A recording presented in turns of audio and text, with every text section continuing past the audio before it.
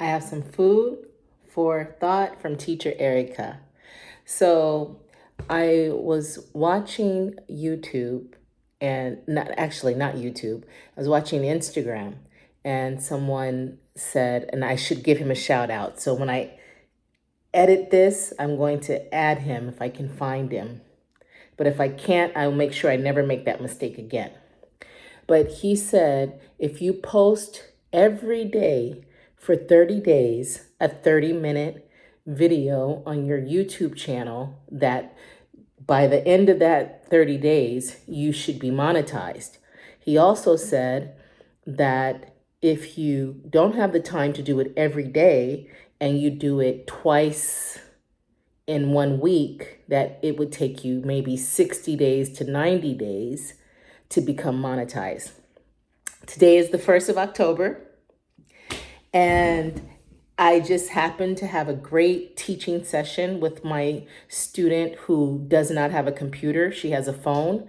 I forgot that she had to deal with me with FaceTime, and I prepared the whole lesson on the laptop, getting all of the online platforms that I use to help her achieve literacy in English. And then when class started, I realized, oh my goodness, she didn't buy the computer yet. But then I said, okay, I'll use the phone, we'll use WhatsApp, and then I'll use the laptop, and then I'll hold the phone, navigate on the laptop to have her answer questions to make it fun for her. Where I'm using regalia, like, what is this? It's a scissor. What is this? Doing prepositions. Where is the pen? Where is my head? And she's learning basic English. She's an adult. She's from Brazil, and I love Brazil. So it was really fun working with her. After that, she sent me a message and she said, I really enjoyed the class. You are a great teacher. She sent a private message to me. But as we were doing the class, this was my second time working with her by phone. And the first time it was kind of awkward, but I managed to get through it and she was happy with the lesson. But this time, when I made the mistake and thought that she was on the computer and she wasn't, I had to kind of navigate in a way to still make sure there was value for her in the lesson. And as we were doing the lesson, I was saying, I wish I had a tripod, or I wish I had someone who could videotape me so that I could post it on YouTube to show my potential future students how willing I am to help you have value no matter what financial situation or what technological device you have at your disposal. So that was a great opportunity for me. And then after that, when I'm working on editing the video that I posted as a short, then I ran into this person who said, you know what, as a YouTube person, if you really want to get monetized, you need to post 30 minutes a day, every day. So this is my first attempt at doing that. And it's only 30 minutes at this point. And it's just a free for all to talk about all the things that have happened, all the things that are happening, because 2024 is a definite difficult year for everyone. And maybe even those who have been diligent, who have been prayerful, are still going through personal battles and second guessing themselves or trying to navigate something different, which every time you try to do something different, you are faced with the challenge of, can I do it? Is it possible? Will I be accepted? Am I even qualified? I, as a teacher, a certified teacher with a bachelor's in English and a master's in education. I've taught all around the world. I've been teaching. This is the only job I've ever had. Statistical data shows that many people change their careers. But when I graduated from college, I said to myself, I want to do something to show God that I appreciate the things that have been given to me. I don't need to make a lot of money. That was a stupid thing to say. I just want to do something that I can make ends meet and be able to help people. And that's how I became a teacher. So, with that said, I've always enjoyed the connection between, and it's not a con, but the connection between working directly with students and giving them something of value. The problem with the educational system, as is the problem with the United States, and as is the problem with the world, is the corruption, the deceit, and those who have power, who make a lot of money, who make it difficult for those who actually do the work. So even in the last job that I've had in San Mateo, California, they're talking about puffy, right? And I am not condoning anything. But what I will say that's very interesting is that people were like, "Oh, Puffy was prosecuted by a black person. So there's nothing that deals with racism." No, no, no, no, no, no. Because everyone that I worked for was a woman of color. Not only were they uh, black and Indian and mixed with Mexican, married to somebody that wasn't any of those things, but they were women.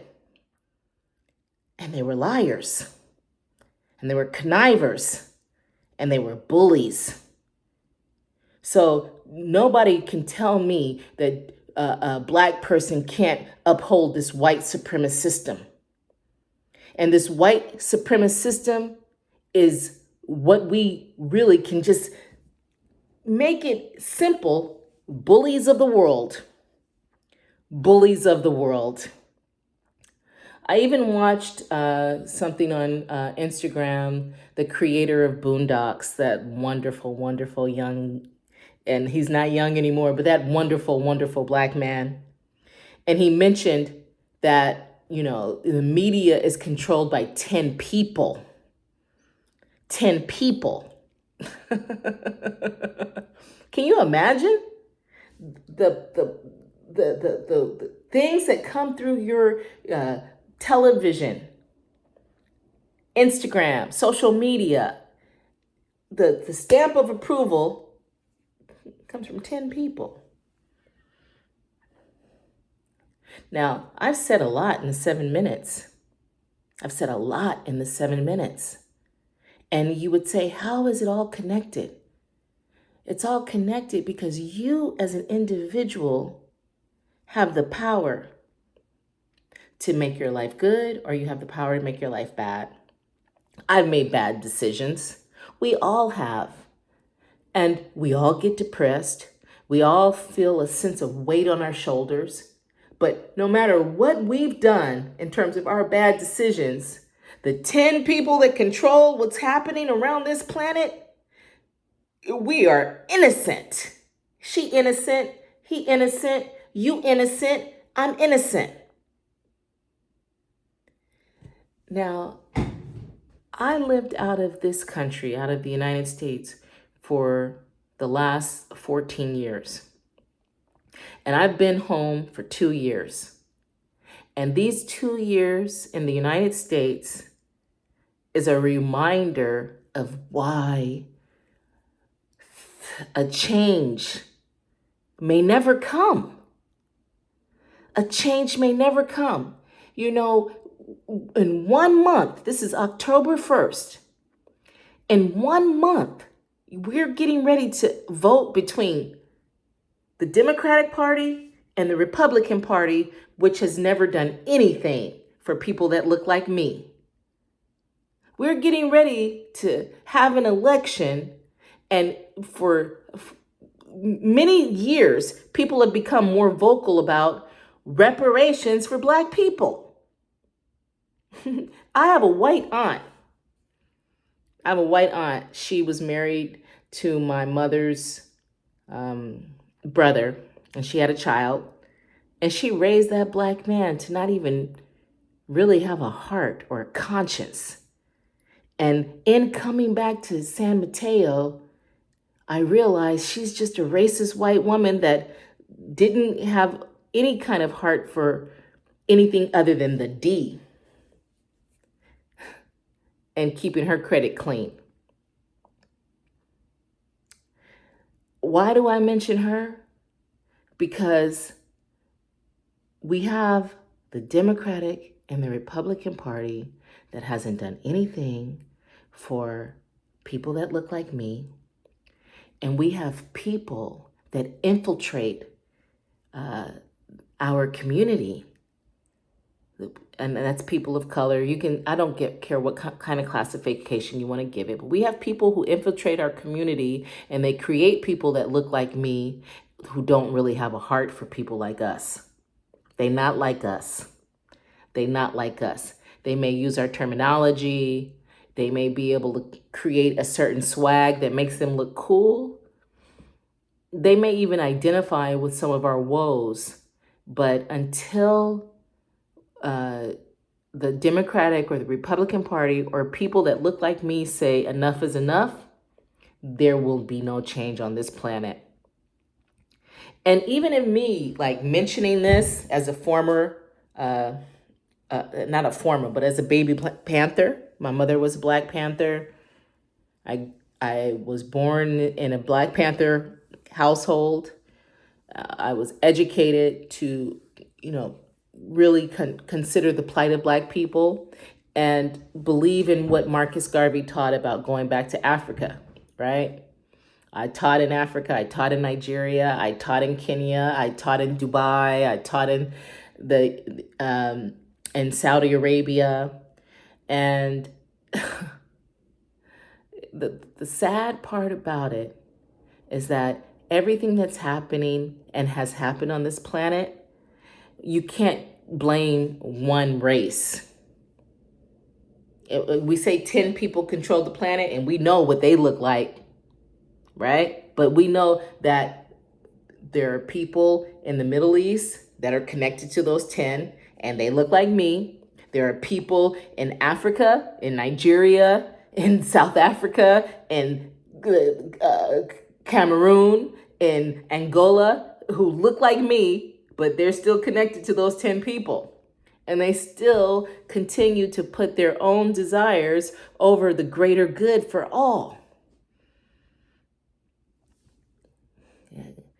When you hear something like that, there are many YouTube channels, there are many Instagram channels that may make you feel a sense of desperation.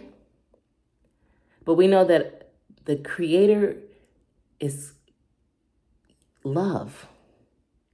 And we know that love conquers all. But before you can love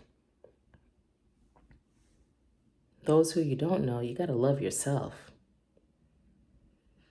And loving yourself is not easy sometimes.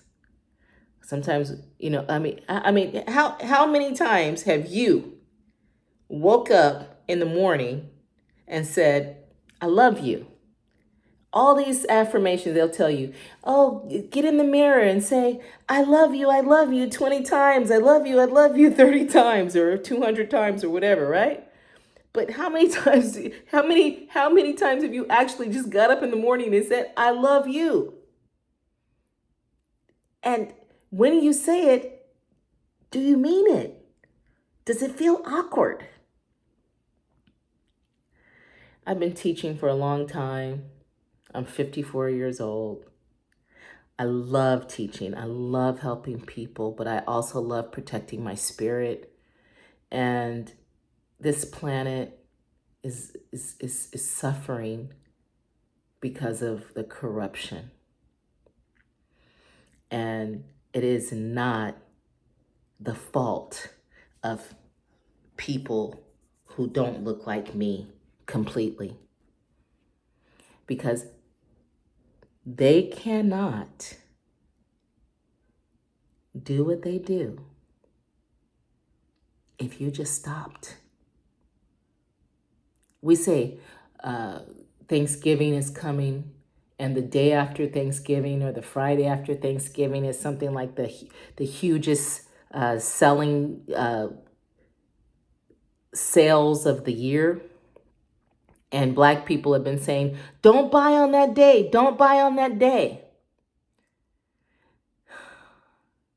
But from now, October 1st, in September, in my neighborhood, near the Hillsdale Mall, people are putting up all kinds of Halloween decorations in September.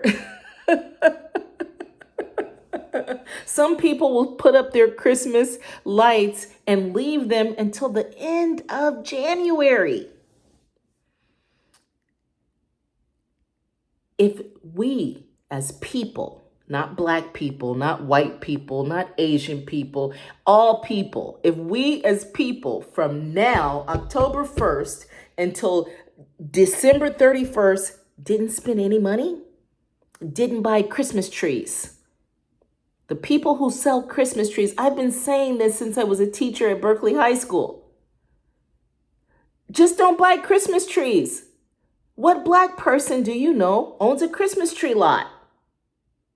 They make all their money in 2 months and then they don't work for the rest of the year and they're growing the rest of their trees and they're living their life in peace while you're struggling to pay your debt for a tree. I've said so many times, don't buy name brands. Don't buy Christmas trees. Don't buy Christmas lights. Don't buy anything that's not an essential item from October 1st until December 31st. And guess what? All of us would benefit around the planet. If everybody said, no, we're not going to spend any money. I'm talking about Keisha Kaur. I'm talking about him 500. I'm not trying to be disrespectful. I'm talking about Smart. I'm talking about Keys, 19 Keys. All the people that go on vacation. I'm saying don't spend any money from October 1st until December 31st. And let's see the prices drop. All the bling bling watches. But you know what? The sad part that I've realized since I've been home, and it's very sad, is that, and it's a realization that I knew before, but it's really heartfelt now, is that no person that doesn't look like me could do what they did if they didn't have people that look like me. If we didn't have overseers that were shucking and jiving, trying to be house niggas, we wouldn't be in this situation. It is very simple. Keep your money in your pocket from October 1st until December 31st and let all the prices drop. In January, there would be so many sales. There would be so many sales and so many things would be so much cheaper that you would see your power and maybe start to think maybe we should wait a little longer and see how low the prices can go. Because everything that is bought is always a 500% markup. So if this pen costs $3, it only costs, what, 50 cents to make? 50 cents to make and you're charging me $3? Why? Why? Because we allow it to happen. The power is in our hands, and we never take the power. And this goes to the bougie Black people who say, well, I work for it. I'm going to make sure my kids have it. You don't say it like that. You say, I can afford it. I have good credit. I've worked hard. I want to show my children and my family that they're deserving. Deserving of what? Putting a slave master's name on your body? I appreciate those like Black Market Records, shout out, who wear their own name brand and then get a tax credit for wearing a product that they created. The only step further is that we need more textile companies. We need more factories where we actually make the shirt, that we actually produce the cotton, make the shirt, and have the companies that can sell it, because that's not what's happening right now. We're still giving the money to China. We're still giving the money to other companies. Now, it's about 20 minutes into this video, and I have about 10 minutes left. And I want to go back to not pre-COVID, but at the time of COVID, there was someone called Go Black to Africa. Shout out to Go Black to Africa. And he used to talk about a lot of things and share a lot of things during COVID. And I actually bought property in Zanzibar based on his explorations. And he would just talk and I would listen and I would learn from him. So I'm going to take that approach because I've spent since May trying to figure out this technology and the social media. And sometimes I get confused. I spend a lot of money and I don't feel good at the end of it. And I want to share with you. I want to connect with you. I want to work with you. And I also want help because my family is in Nigeria and I do not want to die in America. I want to build something in Nigeria. I want to see Africa shine. I want there to be opportunities and choices. I know that some people want to stay in America, and I'm fearful of that because America has not treated Black people well. And every time we get it together, they change the rule or they demolish what we've created. This is a fact. And it doesn't mean it won't happen again. And things right now, to me, look bleak. So I want to build something just like Akon is building in Senegal. You don't hear him talking about it right now. I don't hear him talking about it right now. I haven't really Googled him in a long time. He keeps quiet. He's done things in Uganda as well. He gets a lot of support from the UAE, right? Because he's Muslim. He gets a lot of support and he's a very smart man. I really appreciate Akon. But we need more options, and we need to, and I love Nigeria. And I'm sad to see what's happening in Nigeria with the corruption, but it's happening all over. Just do some research on France. You know, people talk about going to France. I would love to go to France to get some perfume because they do. I've smelled some people in San Francisco and I've had to say, "Oh, you smell good. Where'd you get that cologne? Where'd you get that perfume?" "Oh, I got it in France." "In France? Oh, in Paris? Oh, yeah. Yeah, because they never took baths.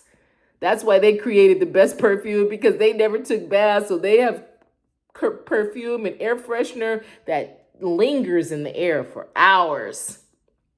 But other than that, they are thieves. And guess who they stole from? And guess who they're stealing from? Africa. And I'm tired of that.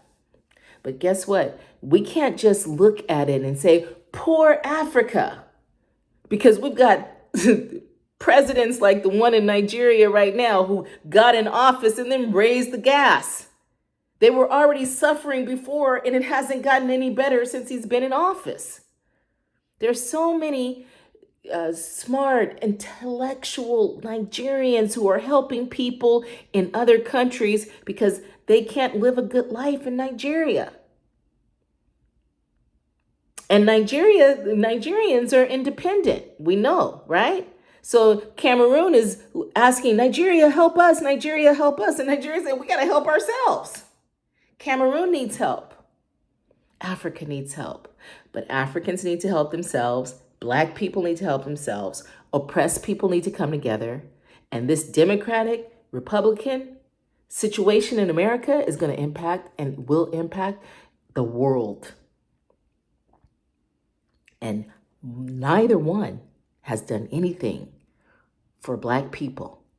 And the one thing Black people can do right now, and those who care about what's happening, don't spend any money from October 1st until December 31st. Oh, my son has to have the best shoes because I didn't have it. So you're going to buy them Nike and Jordans and Fendi instead of do something that could help the collective, and you could get those prices lowered because you want to show that your son has something that nobody else can have. We don't think long term. And that's why we're in the situation we're in, because we don't have to do any marches. All the Black Lives Matter marches is a waste of time. And all the nonprofits that deal with the police brutality, if we just stop spending money and we said, if you don't change this and you don't get these people in office, we could change it in a minute. But the thing about it is, even if we don't say that, if you want to keep yourself safe, just keep your money in your pocket and watch the prices go down so everybody can benefit. 25 minutes, my first 30 minutes of 30 days. I'm going to do this for 30 days. And let's see how it goes. Let's see if I can get monetized in 30 days, because I need some money to build a community in Nigeria, to build schools in Nigeria, in a community that is a microcosm of what Akon is doing with my own vision, because we need some alternatives. White people aren't the only problem. We are our own problem. And if you don't keep your money in your pocket and you like to spend money on name brand items of people that don't even give a hoot about you, guess what? You're part of the problem too. And I'm not saying I'm exempt, but I'm trying to make a change, because a change needs to come. And like so many of our leaders have said, we have lost if we continue to do the things that we've been doing. And it's very simple. We don't need to march. We don't need to complain. Just stop spending money. When's the last time you had a watermelon with black seeds in America? How easy is it for you to find a watermelon with black seeds in America? We have too much poison and we put it on blast like, oh, I'm eating this, and you're eating worms. If you're eating farm-raised salmon, you're eating worms. It's like you're in the Matrix. And you're like the guy who's sitting at the table saying, I know it's not real, but I'm going to pretend it's real. I know I can't taste it, but my mind is going to make me think I can taste it. That's you. This is some food for thought from Teacher Erica. Like and subscribe to my channel. Share this, please.